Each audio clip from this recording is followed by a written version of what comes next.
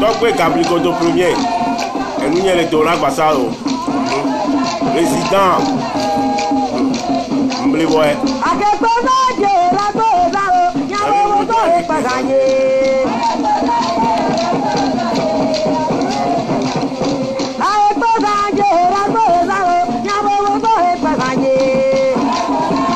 Bonsoir, bonsoir tout le monde, bonsoir. C'est ton avis. C'est ça qui m'intéresse. Donc, Gabriel au premier. Oh, complet, vous l'aurez. Et toi, il vient aller. Il vient les donner au Mbléboy. Il a brûlé les cagots de temps que Gabriel au premier.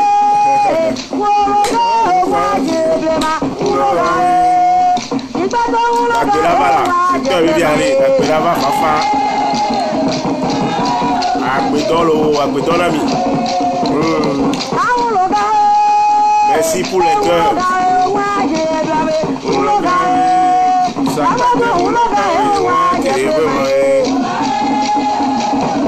Tu as bien rasé aujourd'hui. Yeah. Donne-moi seulement ton avis. Donc, je crois qu'aujourd'hui, tu es venu spécialement pour me blaguer. Laisse-moi parler aux gens, s'il te plaît. Et nous, les dollars, plus bon ami.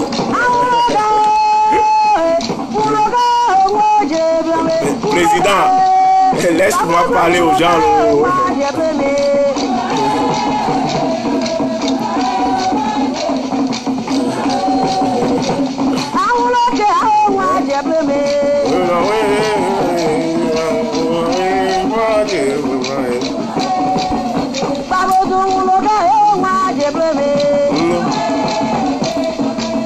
Taguer les autres, inviter les autres, partager, qu'on puisse encore décortiquer certaines choses. Bonsoir tout le monde, bonsoir, bonsoir, bonsoir.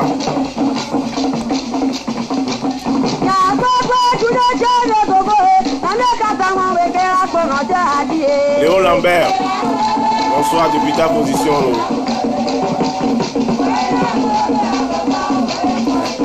C'est parce que j'adore, ouais, moi aussi je t'adore. Mon président, Gabriel Godo premier. Agbedon, Fafa.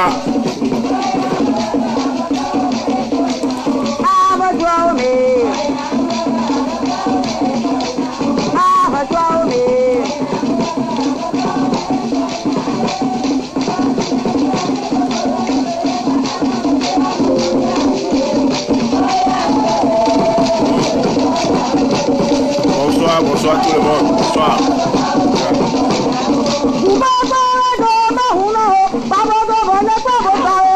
Sigori Tokwevi, bonsoir mon frère. Bonsoir.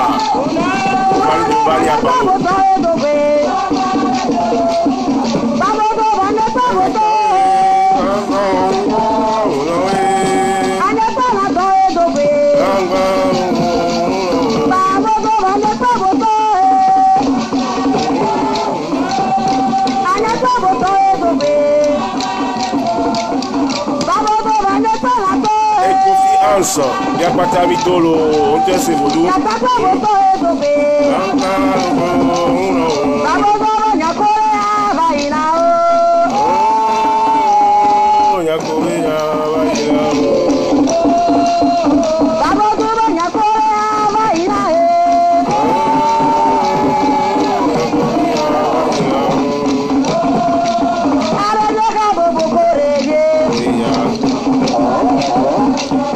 Yo, miato, deko, nyaba hometo, devio, miasrone, ehun le tadi are afana gonu are le gbagbo are ameto lo fi are mi bio fafa lo togbe gabligodo je décortique seulement là ma dia fordi ma dia fordi ma va décortiquer nous allo on veut apprendre tout sur le gars oya mu ye ya trop plan wale oya gbo wa togbe gabligodo président yo mchavalu mi akpata kekekele kaji ampomla mi lo mchavalu mi to dia ma me no dia me kekekeke mchavalu ma usogbo lisa mchavalu kekeke ye kplogodoa mchavalu we sope we do hope we zepe mi chavalu mi abetaji volo mi abatia ne ba do mchato nyame mi ketinya tinya ne bazu pe mi bio fafa fafa po mi bio lo egbe anyi mi apo npo vitukure sokure evodo anyigbanto nti amerobe anyigbanto amerobe sakpate wa otogwe ce sont confiance o changwa kwa satogwe gabligododoro sia merci mais sont là c'est trop OK nya pompo sokure vodo anyigbanto alo vodo sakpate amerobe da holu donc encore les vaudoisi hame ni kwata mi yebe c'est Dieu de la terre anyigba to be nyambe mi agbolengbe yebe bien faire o bi ko nto vaudou anyigba to anto wona ne mi ko eklian ne mi ko haya ne et non un peu vilain wa nken tutu to be ono nke vaudou wono nke vaudou anto ni le mi amegbe to wa gbe nti o gbe mi apompo so vaudou sakpatenti no le dona sakpatesi o keke huno sakpatewa no le dona mesiame mblibonami mpomla vodu vore we mpoma fana gonwa mpomle togbe tu alogo mpomle keke mbio fafa se gadi le gbagbo agbonya gatutu afi odu ma tutu no to ameno midi masingo classique ebe ki ale fitibe sa le fitibe vivitibe no poto mi pomle keke mpomle mpoma vodu hebieso mpomle keke so bia gbade mpomlo keke to bucho pocho be wule die wule do ba na o gbla foju de gege e wude po de ba ya me su la hebe so atubo de tu pada pa mi chavalo e file gba ku ne choe mi chavalo keke ye mpoma holu to ku ala gidi kele gbeje ku to ku dori ma ka kokoli tabe yebe be ja holu me klipo acha nye o ye ha pe o me gbo kebi pa ho mi chavalo keke be to kele za kle ya go be za kwa be ma de sila aho ya metore aglo ya asio ya be davi volo maku be ndo ku su le di kaka vivole o mi chavalo keke to gbe aho be aho zi alete mi chavalo keke mi chavalo apli me gede gebe biso ku be so gbe la aplikame mi chavalo keke e ko fi ja ba ku be dani madanu gbe si bela ho vi kama sabe so kefe ati afa ago mi chavalo keke hanon keke di via gbe viama mi chavalo mi pomlo mi pomla se ono mi pomlo keke anon gbe anon ko mi bio fafa ne mi ketinya tete ba zu pe togbe mama ko po be afia toa togbe to mene ku ha ho mene ku ha so kle do ko jon ko fi na gbola ntia valu lo ntia valu togbe ha je me gba fo sa ko ntia valu mama e ja me si dede pomla we mi bio fafa nya no gba no ko ne mi kepa ba su pe lo yo mi ato modito Facebook to ameko la va po e cha me ko le po fifi jan egbe amida pompoko vodu sakpatenti tia fafa komi biolo sakpatento are vodu ken kume benio nke sakpatento wono le mia ba gbemo sakpate are et fait partie de 4 éléments que beniare et le tutu gbagbo le me kote on va alo le belero ni agbase ndo gome yo awo ayo wi ko kuse mblibona agbasa lo ko fi hans mblibona mi akpata Nyakwata minye le Togo Nigbandi alo le Eve Nigbandi to englobala vodoa et la fille à fi vodo sakwate la fille à fi nkwaye kwe tona vo nkwaye la prononciation des fois à Mobe chaque ville me colle alo région que molia selon leur région yen kwa tona vo le vodo sakwate ben koyo yoame amero yone be aholu nye ebe ogbo yona be aholu fa ogbo yona be sakwate nem ya pla o mento tian a holwa po yona ne wa sakpati e po le gbon e benino be sakpata e ye po le gbon amero vodu anyigbanto amero be chakpana vodu nko le kame amero dazodi amoro afogbidi azo a holu topo e vodu le kame nko ai po valu le kakpo yin vodu pata amero be akiti vodu o keke sakpate po yin pe le kiti ye po yin sakpate ye po yin e donc tout toi sapate wona na mio Maria grazia ti saluto però mi dispiace questa lingua è un po' difficile per te anche a Sabrina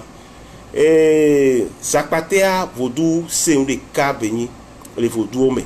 mwimbe sapate le kwabe e do ye poe de variole la varicelle ye poe la dédio ken gbo be la abel danao ao chaque être humain agbetori pepe ke gbe la nyigbandi ya poa pour une fois dans ta vie orora e domaro la corintio sapate la zimbo varicelle yo rougeole yo pour une fois dans ta vie et la wo poe Amérique pepe la ngba mo sin to chodu 40 50 ke gbo varicelle va korewanti et la baie sapatea mi représenter les miam betoventi et les ni agbase yaba gbase anami comme les 4 éléments les miam nene yaba gbase donc sapatea représenter agbase anami wa et nabe gasia gamea sapatea et be apparition les miaba gbentia et non avait verré nini oizolo et apparition les miaba gbemia et non avait verré wodu sapatea muibe elekpoe a wonu nekpoa ada nekpoa evo alo a oni nekpoa aso dare funu kwa evo sapatea e danado e na igbobe e doto dono e tori pepe ke la nigba ya dikoa o te fabriquer doyo sapatea la dadonwa sapatea be rôle primordial le miam egbeto ba gbentia ibe ba dadonami e do yebe danana amia megbeto nti sapatea et honaname surtout les deux côtés et nous ouame be côté et alors les sapatea me voler mais là il nous de bois mais là pour sapatea de kakbele wasi vo odwa lo vo les sapatea me sapatea mi cité toi amega te telegricodia chan sapatea ke chanyi bikoya vo jagli ke mi ponanto a jagli janto sapatea ben ye chan de rokosi kingweva le nyamega te telegrico be soja donc vodu sapatento en son rôle là et ni vodure que et le mia me gbetori pepenti ame gbogboro wa no ko fan ago no wa be tadi vodu wa e penyin no na nkono tutu gba ke gbe vodu pote o vavana ame do le re ka wa to amde na tato e na bo ola subo le tohwe alo nohwe mi la remarquer les familles gbogboro me re ke sapatea et les fomo de pepeme to gbere kokokokoko e ho sapatea so dare so poe famille a dit mamari kokokoko e ho sapatere dare so poe famille a dit sapate o le ke oduna ekpana a desuna sapate o le kame sapate o le ke mamo ko dare egbe va tron sunu gare de pomo me sapate a yemi gba ona ba holwa vodu de kabenya e do de vere be ona limianti et nabele mila remarqué be covid-19 menu ya kejoa afan rekpepe ke gbe jani poa sapateri kekpe le koperi me abone he akiti le koperi me bone he et tous les balles la fille avait no he et won keke an vodu won keke an otona sapateri dikwe amo po sapateri zinda mo wa gbagbe zinda mo we sapateri pona mo we sapateri e agbeto be ni sigbe mi a okenene voix bon et le sibeli ke vodu côté o le nene bodu vore te mo le nene ameren pone et o ma se vodu o te se vodu ko no cosa agba se vodu ko parce que e be bien fait o e sugbon le mi amegbeto be lambe sakpater e tori pepe ke la ti di o so sakpater gba sakpater la dadon wa no et dépend de koda o do alo amere biombe amekole e trombe are sakpater e le wacha wa gbo a sakpater le trombe a sakpater le e trombe a e trompe ton de kakweton vert nglona be sakpater le funwa nkenti no na nenero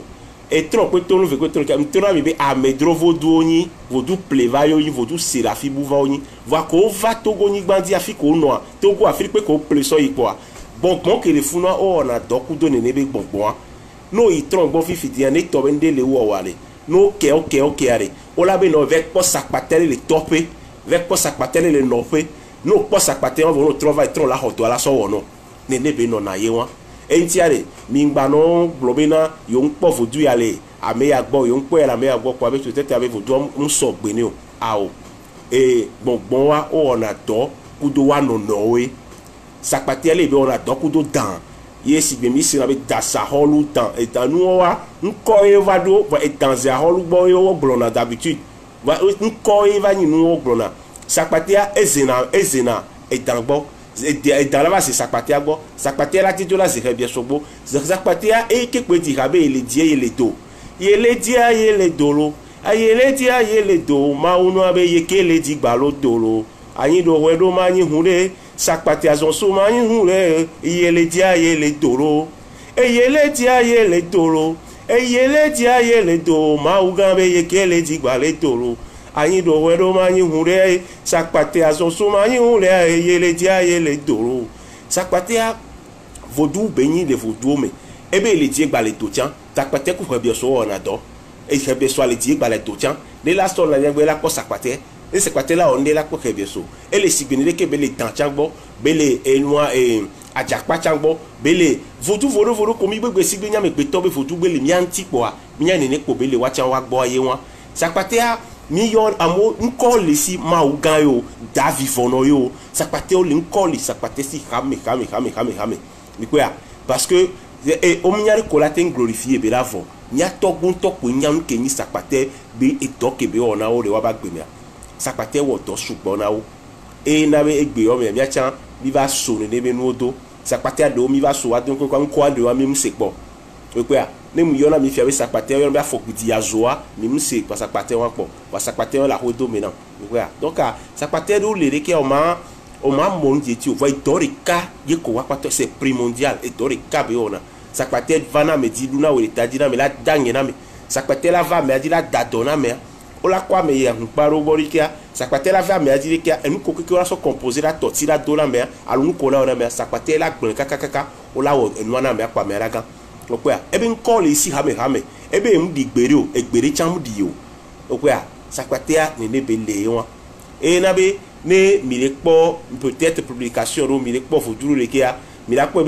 e ke gbadi abinare ele glignan lopo e sakpate ale glignan lopo ele glignan goro e sakpate ale glignan lopo e ke mbe male alonye wote mbe male ba lonye wote obe e la gbadi segede abe devi opo abe zu gbegbere nu lo ma ugan la gbadi e devi opo abe yin gbegbere nu ba holu to po la gbadi segede bo devi opo abe yin gbegbere nu lo ma unu ala gbadi e devi opo abe zu gbegbere nu devi okpea be nyi gbegbele nu be devi okpea be su gbegbele nu lo ma u gan la gbadi lo devi okpea be su gbegbele nu sakpate a ne nebele e di hasugbo sakpate a le vodou wo be nko gbogbore no yahore pepe me ya la plupart ke gbe famille ke gbe nya to gbogbo sodare kwa o la ko sakpate ye sakpate o la ye do wa e o la be ya be nko en to chanpo be lo le ni vo sakpate o le ko khona mi je bliba sakpate le ke khona mi dio ko be khona mi po sakpate ke egbe ma mi si o va be obe yo mle o sa mi je benu o yo ma o hun benu o la sakpate be pora ko pa fe ya yin po pa sakpate won po fifi jan va le po nu sakpate ya kwa mi je vodu po ni kliya e ke mu nya mi je po c'est par exemple le funu da vivon no le funu mu nya mi je vodu e hun po khona kliya mi pe sakpate wo ne be do e ça dépend que joku ta di vodu o chan voilà comme mi ya file mi kwa mi je vodu ni sakpate ya bunye gome mi no be nyin pori le funu be mda we be do na mi e da we be do parce que chan wona so na do e won e ke be wona so na do e won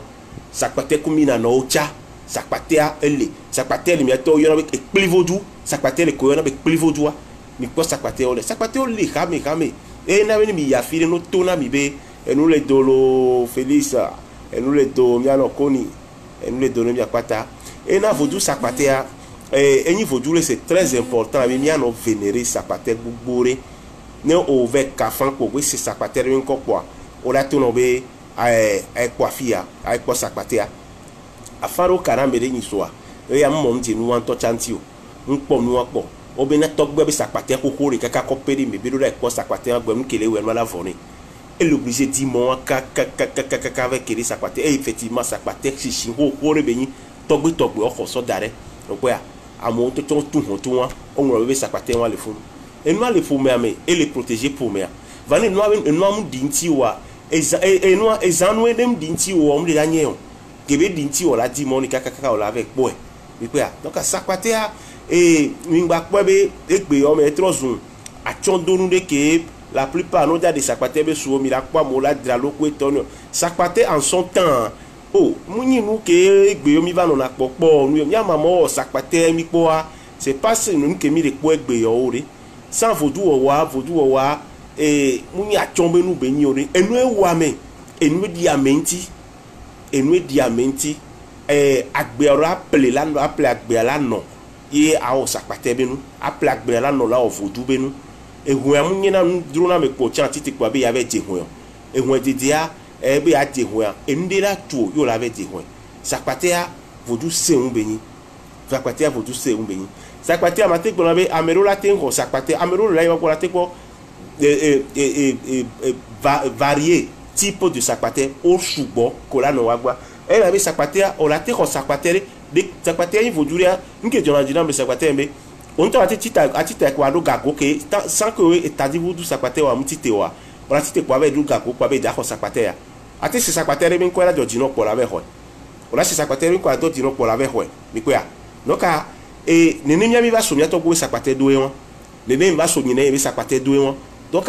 et c'est sakpate a benko sakpate e de kebe ona dorwa et ti tebe ko sakpate va dare to gbenya et ti te ko sakpate de e be so plawe e ploviao et sakpate a won e be to correctement o la teti te kwa o la se sakpate benko o la ve ho forcément allo nécessairement après tadi vodua ye koyo le dawo mi ko ya mais tadi vodua mtite wa on va dire monio si bien comme j'ai l'habitude de le dire o ko fana gonu kwa tite pobe ibe tadi vodu ya nya vodu ko le ta enu akpoli amenai ni ya be di kakane ya o anti toi aure mais que tout no bena enu sincèrement bo la vodu o nécessairement bo la di e mona vodu o bitatine vodu ani don ponami vodu ani bionde so mi agbo vodu ani ne no tu more nami ne e mo amle hu wa tendi ne nebe mo kakaka no wa po e vodu la be a obe eyele nalo bo ave di mona vodu va mi mano enfant quoi yon tite quoi be yo a dit mon avodu yo parce que fait des comptes mi mate va wo vodu avec mi d'abord et on tala ko va ni la le bianti alors que ni no wo yo o we na wa o la ten le bene correctement et quoi donc et nyake mdibe ma ka so dare mi agbo egbena vodu sakpate be yan amere biom mi so be sakpate are amere be yo ne be enwa a holu ama alo yo na be edan a holu ma be sakpate pe gbato a holu nkoa selon leur région yelo nkoai no yibe boyo ne ba holu no ya pla mo la yo ba holu no ya firo ne ba holu sakpate amere ba nyigbanto amere nkoli se maugan amere mauno nkoli ba nkoai pe to va a holu sakpate e po mi le gbon lo e toto dono eye po mi le plivo du le funa sakpate e toto dono e dori pe ko gbe so va pa sakpate la deron ne sakpate wo ne be do won no ka mi aja gbagba be sakpate be yan ne mi se la filia bibio gome nyere be sakpate afodu sin de ka be ni le fodu omero anyigbanto be ni e jogbo ni pepe jo anyigbanto be ni nyam do na ko a vi fe mi to ni kana se una ma ebe en plein midi ye to ya plenu o ye po amea ne de ko décrit ne pepe ne ni pepe ko epo e won kwa ke po le ke be a fudu le ke a ye to 3 ye ngba pe o e do a ho me 3e jour après a de se vodu so di kaka kore gome nko ara wo se vodu variol wo so di kaka kore gome ku vin to cho ma po e bin ku vi e bu keke yo e to bo kon va so afanka ya me gan be po e donc ai amo su bol mo di va e ka pe po e ti wa donc e no le nene ke e de ne do question amoa e va e di me la kon cha bo la po e donc ya amo le sakpate va po na we ya donc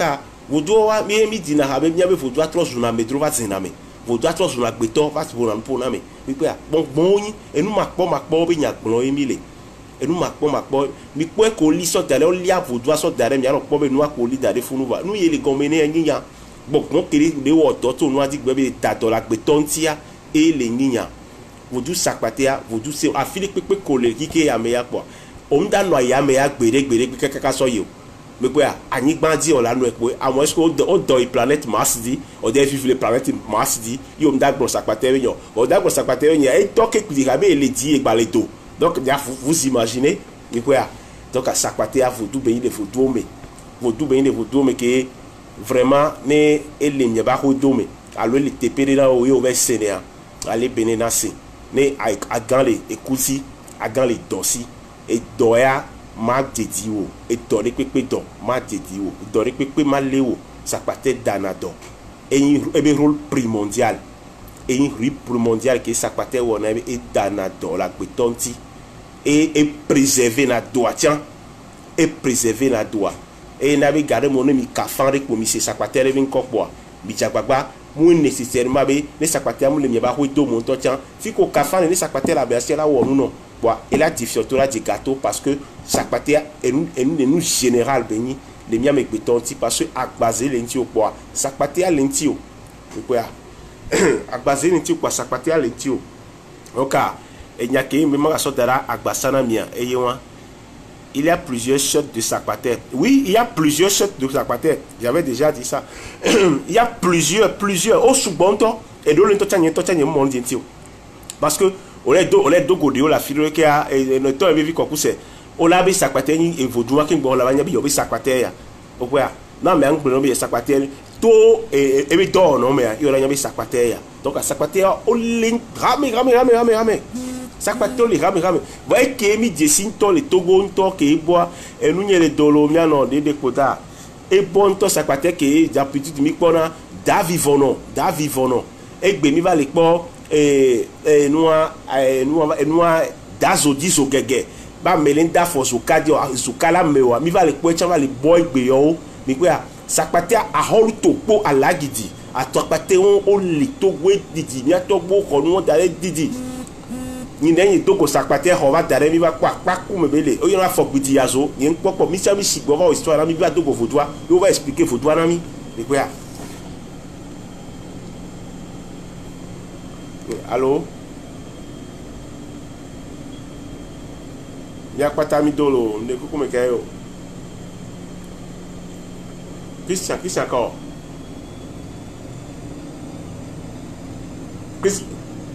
Chris Crosser. Allô, Christian.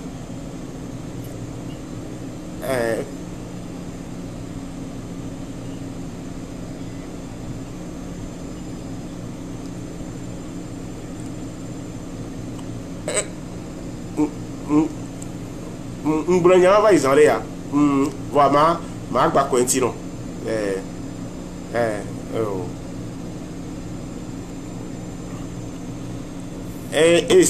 Sakpater fofo ya le biombe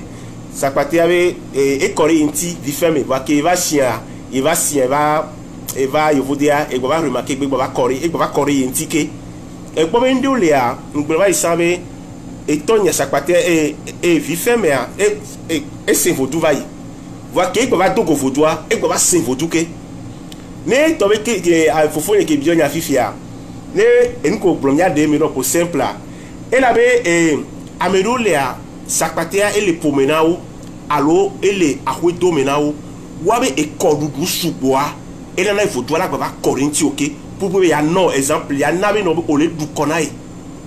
vous doit la battre trop corinthi mo be ke wo vi fermé obe se obe rougeon la va dire gbe wo kwa be ao et waya neva o hiye me no va hiye me et dona disido ame et la do disido ya kobe o va hiye me et waya corinthi okwe vano obali kaka yi ole du kona vodwa allo tonazan sakpater la baba corinthi ok parce que elle est sioi sakpater mu na mekponi no ao elle a no sio parce que evito vino beni ni kwa evito vino beni e na be sakpater la balo no le tozan so gbogbo no le tozan bo la va pe nu we na mero pe na no va la homele ki après 2 jours ki vodu ba korare wanti okwa vodu ba korare wanti ce qui veut dire elle est du corps peut-être on tombe ba no zonzon on tombe nu yare kan ba no wo ngba kla ngba zan ba no du nu yo sakpater la corinthio me kwa elle a baba sio no ve kanu le kira tombe eye baba dodo siano sakpater wa mo kan se unde na ma sakpater la home non chaque sang me pour la fond et chaque soir on la fond on la veut les boîtes on va tourner sakpater on a afla et para la sojo ai boîte no kafan ka shega la home a fa lone benene bele wa ewa no kasan ka le fise ne ya joa e sona e rido va tourner sakpater avec kumela jo bele kai ke ka gbo va fo me nteti la badi ore afwadi be yawo ne afwadi be yawo nteti la badi o yo va le afante sakpater be ye yo ame o pa jake mi le gbo ame ton va te di wo yo va le dare yo wo konu kaka wo konu wa afibo be tonalo donc sakpater e la to de si gbogbo re o be enu ko le wa o le du konai nu ko le wa ele du konai même si no ngba mo ndi fo 20 totion wa ele pomeno et les protéger et les nogodier les protéger les togodier les protéger donc vodou ala va no do dosia no vodou ala no sia obo le du kona yo le onde kokokele du kona ya donc ela gbatin gba trova zegbo fa ela gbatin gba corintio ben corintio la do dobu va fa na bo la gba déterminer obe amegane la fille bo le du kona elo et to evi donc ne vodou e gba va zegbo wa ngba be e won be elle est impossible lo et la gbatin ko regbo nti o fa sia moi aussi pareil comme celui qui a appelé la bite donc ne vodua mbabe wo vi femi pe ne vodua jo le ahodo menami alo vodua jo zinto le mi agbovo ye mi jo le du kona vodua la dodo si anami mbo du kona vodua pa wo ya po pa ore aore vodua na we anyabo le du kona yi donc ele agbatro Corinthians lo alo la jedo mi pe a ele Corinthians lo alo la jedo donc viviti mali agbala kokolita be ye be ja hol me glikpo acha ni o ye hape o me gbolo enu ale dolo sakpatea vodou de benya egbe yo mi se na mi pon pe la plupart chan o pour me hu mi ve pon na ko to mi se na sakpatea gombe ntocho m privilégier sakpatea la penu ya dia e mi sakpatea azon ke no ya bobo la po o pour me hu ale no la so ikama enu atema aso i boulevard dia azon ho me le funu famille ko sa o mi ave tu meto sakpatea son le funu ke no po sakpatea gba to funu sakpatea bu no da pour vodou o kokona vodou to na e wa enona ay kafron la yogba me o kokona vodou to na mi la po kulade wa be kanto wa be kanore di onto azo yo be azon ho to vivina funu ya ti sakpatea to bin kole wa sakpatea bu ke gba yin sakpatea wa cha amon publier no amero le om di sakpatea o wa bi o mi sakpatea ke wa ma o ko ya. C'est ça qui empêche les chiens à la maison. Oui, il y a certaines maisons. Il y a bien par exemple la fumu nananyo. No plafond derrière oh ne soit à voilà cour à la voilà la sido. Parce que les amis étant là pour à voilà no da pa kaka nananyo. Nya togbe ya ke kwa fan l'époque à poli jongbe no beni. Donc à poli jongbe a obe adola nyafu afudola noenti. Voilà chaque partie de la home wa. Avant nani au cérémonie avant un petit peu certain moment à certain moment avant va jouer mi quoi avant va jouer mi quoi donc ça patia ebe nous ko be ona ebe ça me nous enku no click quoi au penu no click quoi au penu on la c'est vodou alors la ledo va mo ebe enyim bara oto etana dollar menti ebo anyiko obe vidéo de ça actuellement audio de ça actuellement nya fofo king besa ele pompo so kure a pompo a ho obo mi un plan ingba la fio a examo wala plan ingba obo plan ingba la fio la plan ingba e nu o ke ka sakpate mi le du kona vodou ko la ho do menania donc a vodou mi du kona vodou la démontrer na bebe mi le du kona e mi le da wo mi le du kona e mi ke mi le wa mi le du kona e mi le possible entia ela zegolo David vonola c'est donc les sakpate be décido subo egbe mi la ko be la plupart d'entre eux nous les donner amega tete l'églipodia elle va prendre d'ampleur quand tu actuellement le Togo que amerom de si vous doit en ça va vous doit le Togo mais quoi ça patek ko tchani ça patek homme ça patek ko ça patek homme au pour le mi la fio bien mi la pa po e bo fifinto quoi si vous avez ça dans votre famille avant de venir à l'étranger tu dois respecter la loi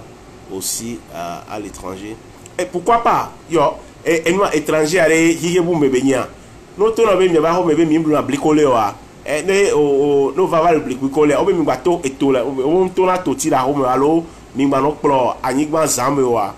o to ne si alenti wa a ho ke mo so a respecter c'est va les cas américains plo anyigba zambe américain a ho ke mi to fo doit le a ko mi to ici on to na plus et nous a street le aye wa mi quoi va on va gbedia et on va te tourner no ngba pla ngba zamo parce que vous 2000 we don ga gbo ba ho be podi na ware o ma pla ngba donc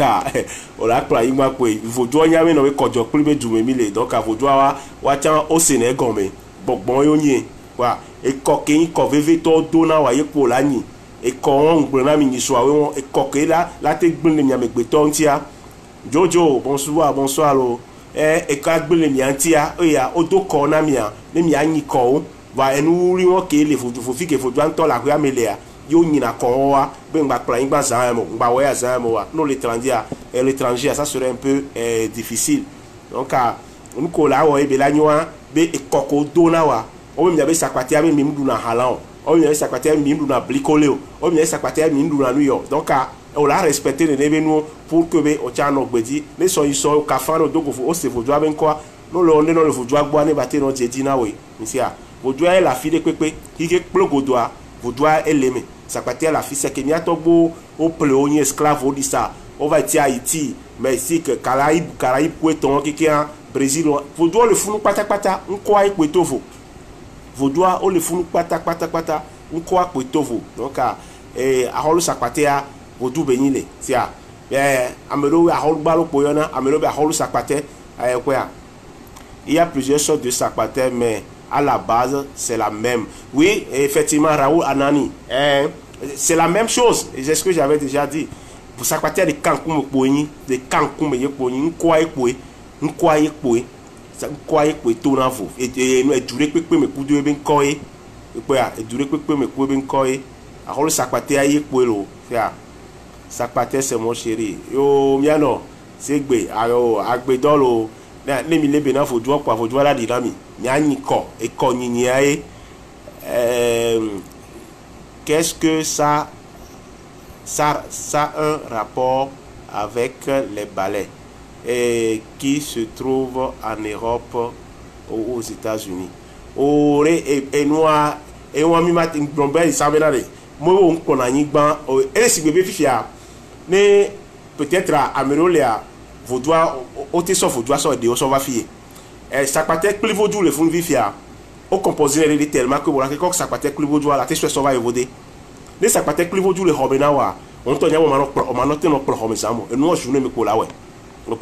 quel que soit hako da so plan ba. Nké oye ça peut-être go be era ngba plan bon. Mi la remarquer ça peut-être be poa. E hako e o so ton na be poa. E poko yo na mu ha yo na no e po yin po wan be so zona. Mi kwa e na e po wan ke yin haki mi zana la kwa e po yin po ke no nentia.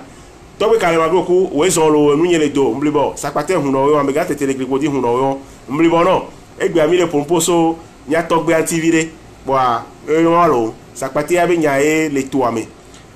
donc ye mi le bio be o ma pour ma no plan bon Brésil ici chez nous ici au Brésil il y a tout. Oui, Chine populaire, effectivement. Donc, ça pâté à Vodou Benia et la fille de Pépé. Et Konigny Kwele, Vodou Ame. Et Konigny Kwele. Surtout avec que mon temps Vodou l'air, il y a Nico. Famille Mekova et Vodéa, il y a un blanc. Et Coco Dona, il faut dormir, il y a Nico. C'est tout. Donc, c'est à. On m'a dit, on peut aller les barreaux, les examens, les New York, et les Lomo. Parce que ça pâté la rame. Quand les Vodéa et Maclaimba Zamboa, on l'a non dit, mais donc à que me vaudois la femme toi qu'on y on na onde et nous et coco dona mi les vaudois bois et qu'on a ni ani na vaudois yon c'est pourquoi c'est pas la médecine moderne qu'on guérit la rougeole, varicelle aussi. Oui, mon frère, il y a quoi les là. Même le momento à un certain moment les varicelles rougeole que on nous mélange le pénicilline avec certains produits et au donanamier. Voilà, moi comme vous doit comme nare vous doit m'tona mi bene au vaquille konde ya Amérique ya mbere vous doit nous la zingbola ça peut être rougeole varielle et ouais parce que vous doit lentille au on toigne vous doit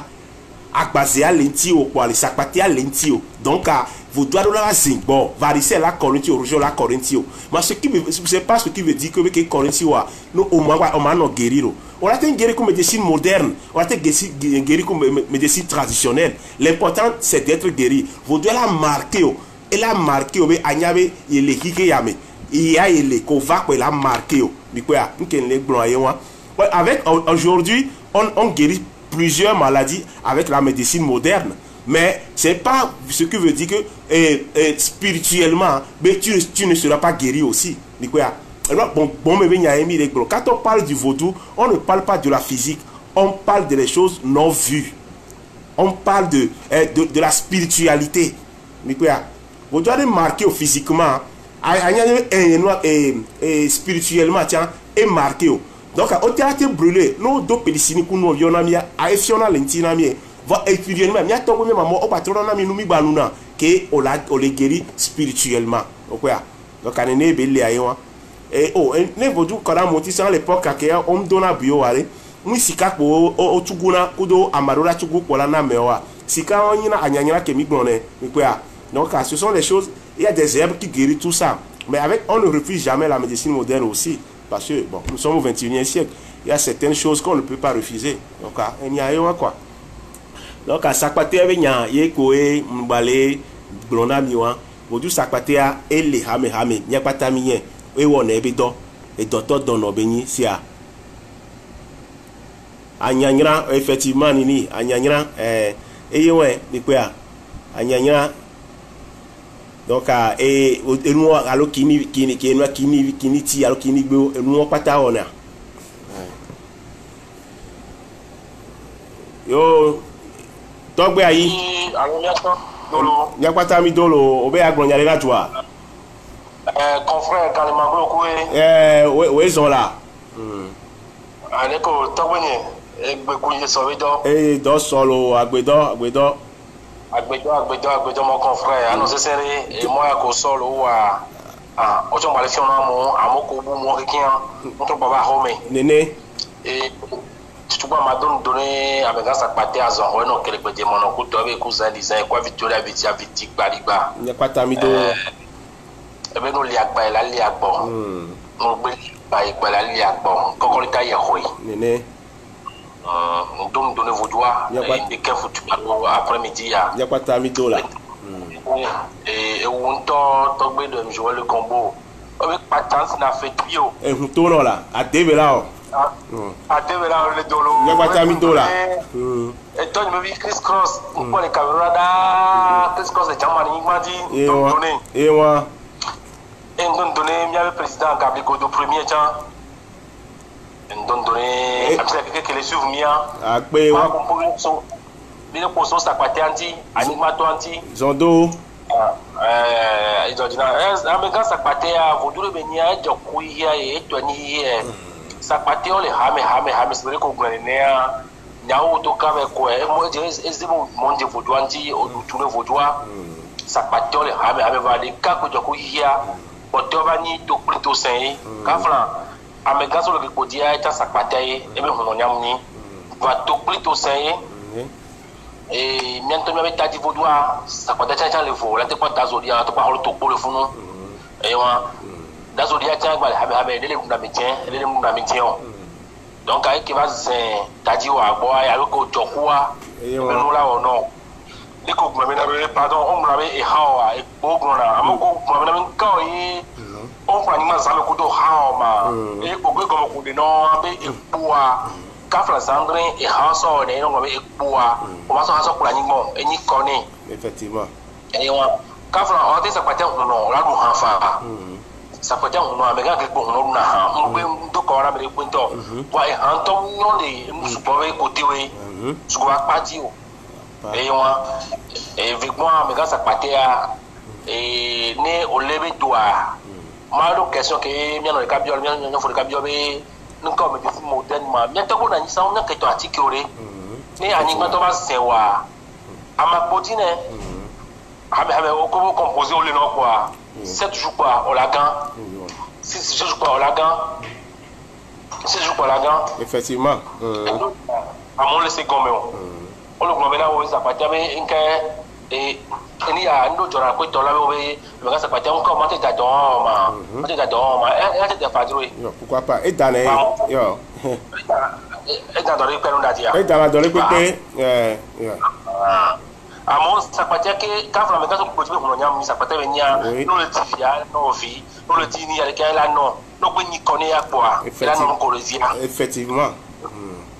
à mon nya ko ça pas ya elle mia ke kimia ba home e choku mia ke quelqu'un et dans alors mami tane choku mia le choku ya amono nya ko ne lo ne a pe kaka tony donc agbedo lo a pe na intervention wa alors c'est serré yo ti ano sesere lo agbedo yo e sanre mi da pere mi ato Kalimaglo ku togbe ayi depuis France que amegan tete le gripo adive huno que ele inta patere ka tɔgbe gabligodo nua le do agbedɔlo eye tsagbɔ va kɔ enua ŋuti na mi vodu sakpatea enɔna ŋkɔ na vodu gbogbo ɖo na mi parce que vodu très important ɖe me nyi mianɔ nua le biɔ be enyina kpɔnli fan kpɔnli me sakpatea le ye mi gblɔ va yi wa wòla xɔ fan fifi ɖe kea wòla bi nɔ be sakpatea ɖeke le gbɔ wòkpɔe sakpatea ɖeke le gbɔ wa sakpatea wo le hame wòkpɔa wo le hame otsa eke dzɔ kudo wa ekpo ye tɔgbe ayi gblɔ va yi wa eye kpo la dzi kaka la nya ye ne be wa ɖo yanyi kpɔ la ɖo yanyi va ŋgblɔ na mi plusieurs fois be ŋgba xɔ fan kpoa ati te be na yanya fotu ke le kpɔli me na yo mi ŋgba lɔ wɔ ne mi le wɔ miatɔ ahovi ko mi ega tutu wa mi le gble ga ye mi wa sɔ ahovi tsa wa sɔ le kun mi aɖe koe parce que o ma te ŋu nɔ vodu ɖe ke vodu ambiɔ be ŋun le yanyi nu de kpenkpɔ le wɔ o kpoa ati te kpoa be ya wɔ vodu wɔ n'o xɔ fan na go nua nu de wɔ yo be xɔ fan nɔ te kpɔ fan si nu ne fan de wɔ be dɔnɔ la gbeme sia kpɔ fan si nu fan de wɔ be dɔnɔ la gbeme ne eva yi le ova le yi ŋkɔ kaka vodu ɖe va de tatoa de wa va di vodua ne wa kpɔ wa te si sia donc sakpate be nya ke mi le gblẽgbea vodu sakpate ke mi kpɔ na mi publier na nu mi da kpɔ be dzonuwo le amewo gbɔ dzonu blanc rouge noir carrément mi da kpɔ dzonuwo le hame sakpatea ebe dzonu ɖeka kpo be nyina dzonu unique kpo be nyina ame ka tete le kli kpo be dzonua ye tona fo mi ya kpɔ ebe dzonua tona fo na sakpate kpɔtɔewo mi kpɔa donc sakpatea mi gblẽ gbogbo ɖe be ele ƒome gbogbo ɖewo me miatɔ gbo xɔe da ɖe miamamawo xɔe da ɖe nyɔnu siwo tsɔ xɔ vodu da ɖe wosɔ sasi wosɔ kpɔ ahoedzi sakpatea wɔna nu sugbɔ nu nɔ seulement be dɔkpo be dala vɔ ebe rôle primordial edɔ dada vɔa egba wɔna nu sugbɔ edɔ ko gbe sɔ yi ne kpɔa ela wɔ ebe dɔnɔ edɔ ko gbe sɔ yi ne kpɔa ela wɔ ebe dɔnɔ mi gblẽ va yi san be wola kɔ ya fi ɖo ɖe kea sakpate si la va si di ne va si di eda gblɔ ɖe ko la o kakaka la da doa o la be no be die ya anɔ si wa di kakaka o la sɔ doa sɔ da nɔ oui vous pouvez appeler mon président vous pouvez appeler awo di la yɔ le fi ya alo ayɔ le numéro di ne ma yɔ wa awɔ si na ma nya lo donc na mi kpea sakpatea enyi nu vevere na mi sia. Ma te yɔ le fie falo j'arrive nu vevere be nyina mi nyadza gbagba ne miabe ƒomewo me sakpate lia mianɔ si misia tɔgbe gabli godo enu nye le do o tɔgbe ye bi le blibɔ lo miakpata mi do lo wolo dɔ lɔ le dzi nɔ ami ndakpe na miatɔ kpata mianɔ kpata tɔgbe kalamagbe ku mi dakpe mi da kpera mesia me nu vi ɖe koe me ma gblɔ le funua nyi ntamasɔ vi ɖe sɔ kpea anyigbatɔ le funua kafla gendre ele ame sia me ba xɔ me ahosu ɖe kpekpe me sakpata le ahosu ɖe kpekpe me sakpata ko gblɔna ele nukan bo be sakpata da vivɔ nɔ yo etokpo alagidi yo eɖe tutu yo ekeke ma sakpata kpo yo c'est le problème. Effectivement. O kpɔ be egbeme mi gblɔ be o be da vivɔ nɔ ela me ya to kpɔ alagidi ela me ya enu ya leke la me ya va kɔ ɖeka kpo nyi da vivɔ nɔ o to kpɔ alagidi ekɔ ɖeka kpo nyi wa keke. Effectivement. O kpɔ ɖa ye ma gba na mo gba nya be na asakpata le funua ena ko gblɔna kafla gendre ami yɔna ba zeva ena ko gblɔna ele nyi sakpata ŋutɔ. Effectivement. Enya gbɔ va ya. Eyɔ. Ele nyi sakpata ŋutɔ. Donc ame ɖe kpekpe ba xɔ me ya kafla gendre o gbe o lɔn o tɔgbe lɔ be xɔ nu ya nya be na ahosuo me de ma ke dzo sɔ sakpata ya le ya kpoe. Ami. O kpɔ la sakpata vodua amewo gblɔna bo bena yom sana bo yom wɔna ebua ŋutɔ ye sakpata. Enya ye wɛ. Ebo ko gblɔna ŋutɔa ebo ŋutɔ ko gblɔna ŋutɔ nye sakpata. Sakpata be dɔ ɖewo nana nyi ya yo tsra mi ma le sakpata dɔ ɖewo gba ewu bo.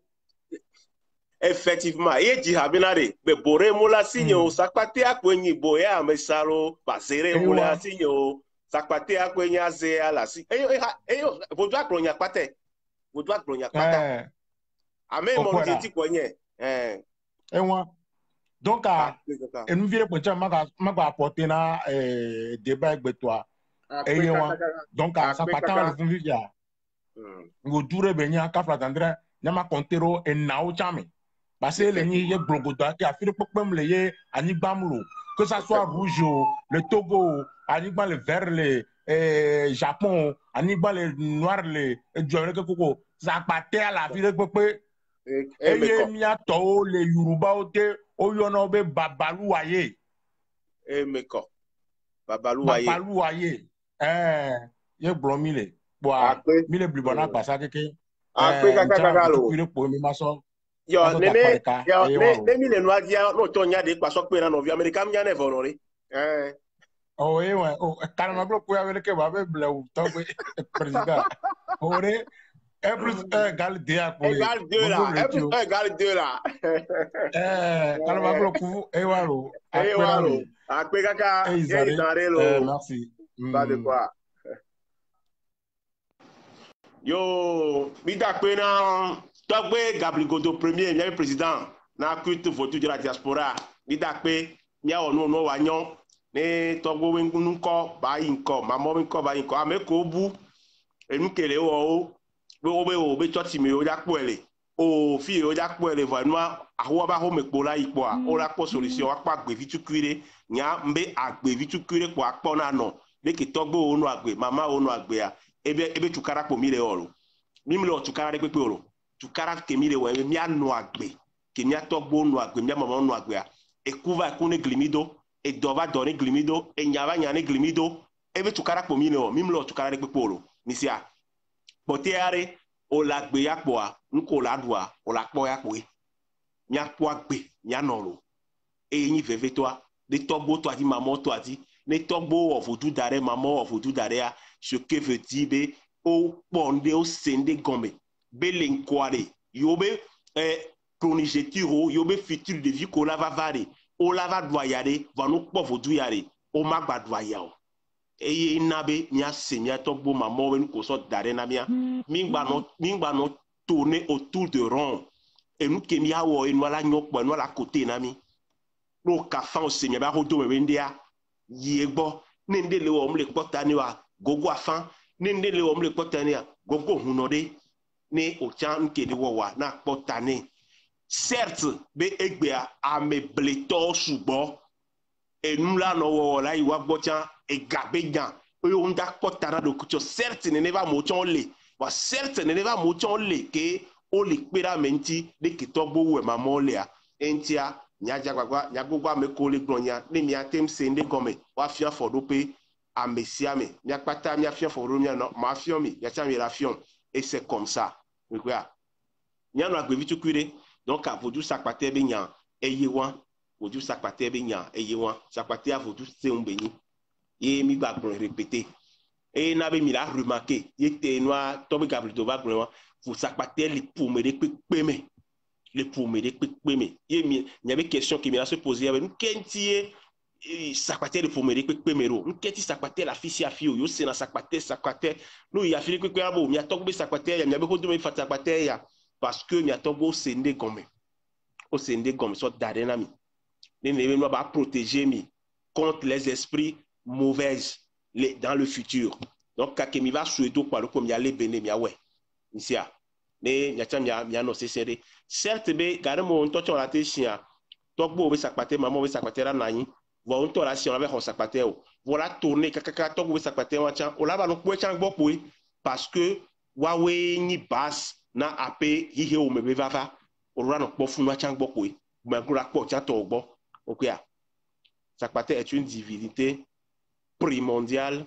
sans la terre qui peut exister. Ah, c'est ce que je dis, confiance, c'est la vérité. Et le sakpate, son rôle primordial, c'est guérir l'être humain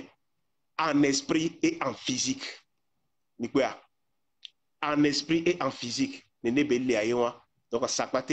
vous devez faire béni, de vous devez patame. Et les diables, les dollars. Et les diables, les dollars. Et les diables, les dollars. Maugambe, les diables, les dollars. Ani do wedo mani hunde ay sakpate azon so mani hunde ay yele dia yele doro sakpate a vodu se un beni nsia